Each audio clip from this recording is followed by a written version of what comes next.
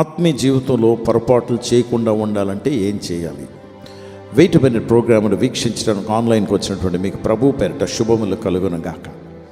ప్రియమైన వారలారా, ఆత్మీయ జీవితంలో మనం ఇంతవరకు ఎప్పుడు కూడా ఏ పొరపాట్లు చేయలేదంటే చేతులు జోడించి వారికి నమస్కారం పెట్టాలి. ఎందుకంటే నా ఆత్మీయ జీవితంలో నేను పొరపాట్లు లేకుండా నేను ఇంతవరకు రాలేదండి. ఎందుకు పొరపాట్ల గురించి ఈరోజు ఉదయం మాట్లాడుతున్నానంటే, వీ లెర్న్ ఫ్రమ్ ఆ మిస్టేక్స్. పొరపాట్లు చేసిన తర్వాత నేర్చుకుంటాం. అటు వెళ్ళకూడదు, అది చేయకూడదు, ఇది చెయ్యాలి, చేయవలసింది చేయలేదు, ఇలాగా.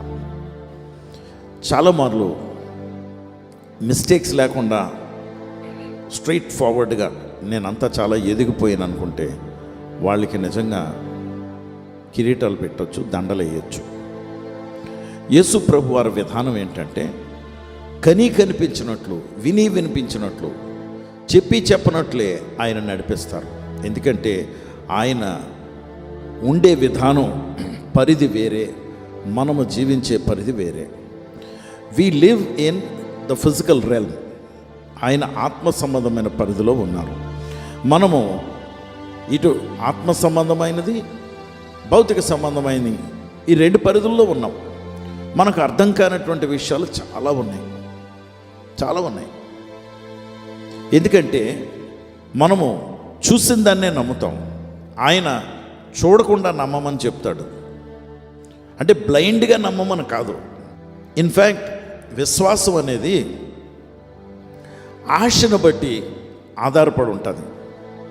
కనుక దేవుని బిడ్డలారా, దేవుడు మనకి చెప్పుతాను లేకపోతే ఇస్తాను అన్నది ఇస్తారు అని మనము నమ్మిక పెడతాం.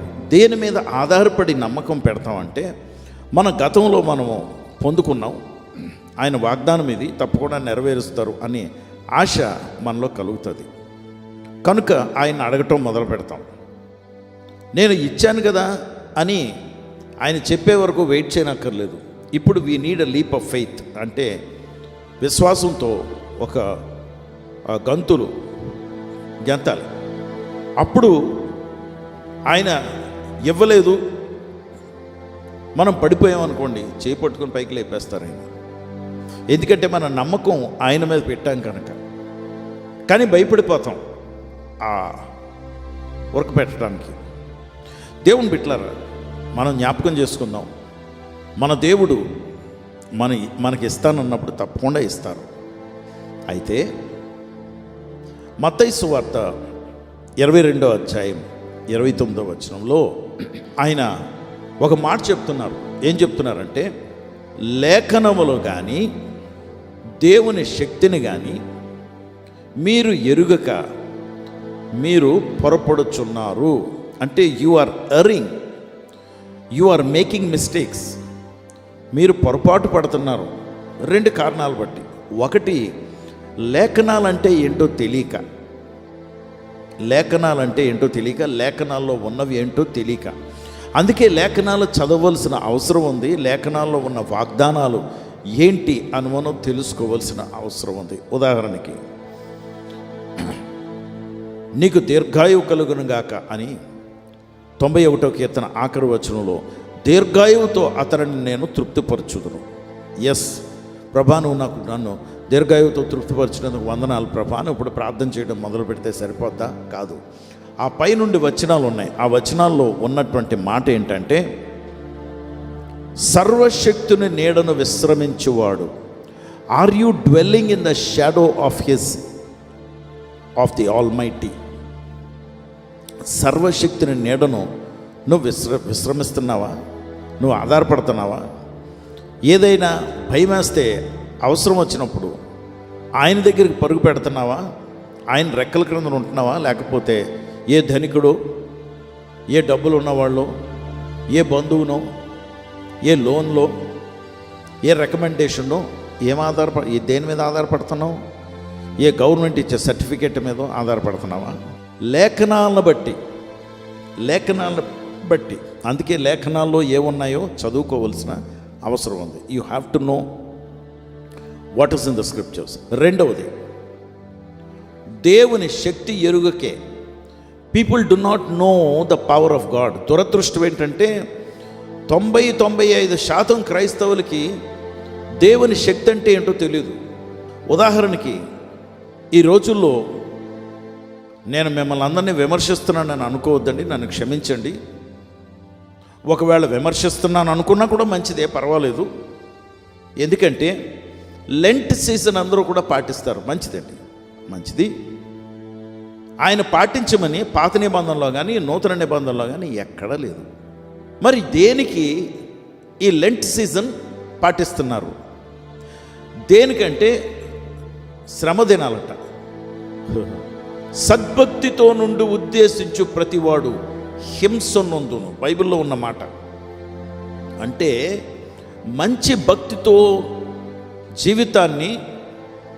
జీవితాన్ని ముందుకు తీసుకువెళ్ళాలని ఆలోచిస్తున్నటువంటి వారు అందరూ కూడా హింస పొందుతారని బైబిల్లో ఉంది. అంటే 40 దినాలు మీరు శ్రమ పొందితే సరిపోద్దా? మిగతా దినాల్లో మీకు శ్రమలు లేవా? అంటే భోజనం తినకపోవటం శ్రమ మీకు? మీ ఒంటికి మంచిది భోజనం తినకపోవటం, ఓకే. కానీ యేసు ప్రభు వారు కానీ మోషే గారు కానీ 40 దినాలు 40 రాత్రులు వారు ఉపవాసం ఉన్నప్పుడు దేవుని చేత నడిపించబడ్డారు. దేవుని ఆత్మ వారిని నడిపించారు. అంతేగాని లెంట్ సీజన్ ఫాలో అయ్యారు అని లేదండి అక్కడ, ఓకే.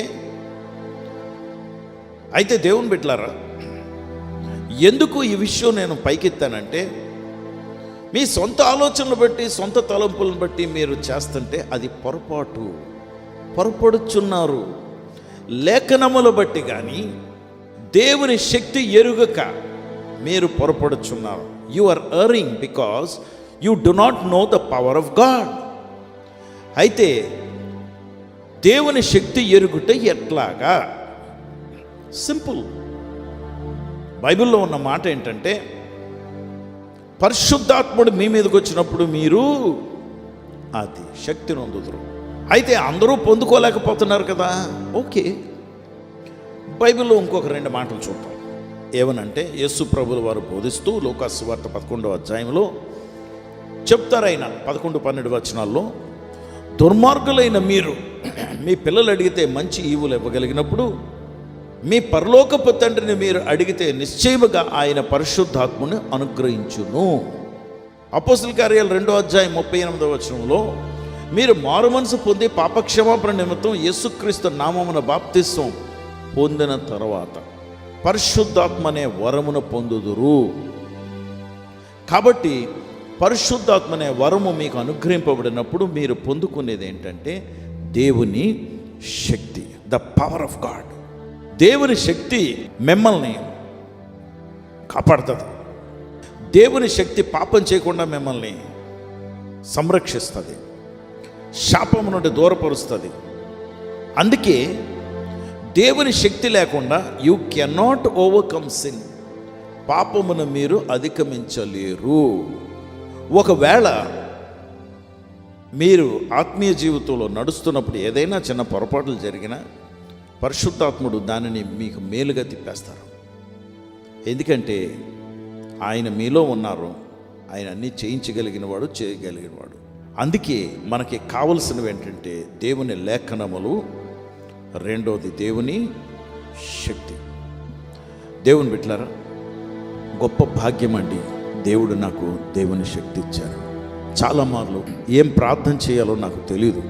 కొంతమంది నన్ను సంప్రదించడానికి వచ్చినప్పుడు ఏం మాట్లాడాలో నాకు తెలియదు. కానీ దేవుడే ఆ సమయంలో మాటలిస్తారు. మొన్న ఒక కుటుంబం దంపతులు ఇద్దరు చాలా డిప్రెషన్లో ఉన్నారు. ఫైనాన్షియల్ డిఫికల్టీస్లోకి అడుగుపెట్టేశారు. చాలా భయంకరమైనటువంటి ఆర్థిక ఇబ్బందులు. వారిని మాట్లాడటానికని రాత్రి 11:30కి టైం కుదిరింది నాకు. అప్పుడు వచ్చారు. మాట్లాడుతూ 1 గంట నుండి 1:15 వరకు 15 నిమిషాలు ప్రార్థన చేశానండి. మరుసటి రోజు ఉదయం నుండి వారి జీవితాల్లో మార్పులు మొదలైపోయాయి. నా బట్టి కాదు, నా ప్రార్థన బట్టి కాదు, ఆయన శక్తిని బట్టి, ఆయన పవర్ని బట్టి. ఆయన చేయగలిగిన వాడు, చేయించుకోగలిగిన వాడు. ఆయన చేతుల్లోకి మనం వెళ్తే ఆయన తప్పకుండా మనల్ని నడిపిస్తాడు. ప్రార్థన చేద్దామా? శక్తి కలిగిన వాడు మన దేవుడు. మనల్ని ఆయన చెయ్యలేడు అని మనం అనుకోనక్కర్లేదు. ఆయన చేయగలిగిన వాడు. నేను చేస్తానని రుజువు చేస్తానన్నవాడు. ప్రార్థన చేద్దాం. పరిశుద్ధుడు పరిశుద్ధుడు పరిశుద్ధుడు అని నిత్యము దేవదూతలతో కొనియాడింపబడుతున్నటువంటి మా ప్రియ పరలోకపు తండ్రి, లేఖనాలు చదివితే అర్థం కాదని మాకు పరిశుద్ధాత్మ దేవుణ్ణి, the spirit of understanding, wisdom and knowledge మాకు ఇచ్చారా ప్రభా? మీకు వందనాలు. లేఖనాలు నేర్పించండి. మీ అసాధారణమైన దైవశక్తిని మాకు ప్రసాదించినందుకు పరిశుద్ధాత్ముడు ద్వారా మా ద్వారా ఆ శక్తిని ప్రదర్శించి ప్రభా, ఎక్కడ అవసరమో అక్కడ మీరు వినియోగిస్తూ ప్రభా కార్యాలు జరిగిస్తూ ఉన్నందుకు మీకు వందనాలు. నాకు చేశారు ఎన్నో మార్లు, నేను జ్ఞాపకం చేసుకుంటున్నాను. I acknowledge you and I give you prize. ఇదిగో ప్రభా, నీ బిడ్డలు అలమటిస్తున్నారు, ఎదురు చూస్తున్నారు. మీరు మాట్లాడండి, మీరు ధైర్యపరచండి నాయనా. ఆ శక్తిని అంటే ఏంటో ఇప్పుడే నీ బిడ్డలు రుచి చూడటానికి సహాయం చేయండి.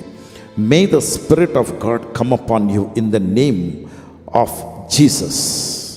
యేసు నామములో ఆ శక్తిని మీరు రుచి చూచుదురు గాక. యేసు నామములో ప్రార్థించి వేడుకొంచున్నాం తండ్రి. ఆమేన్.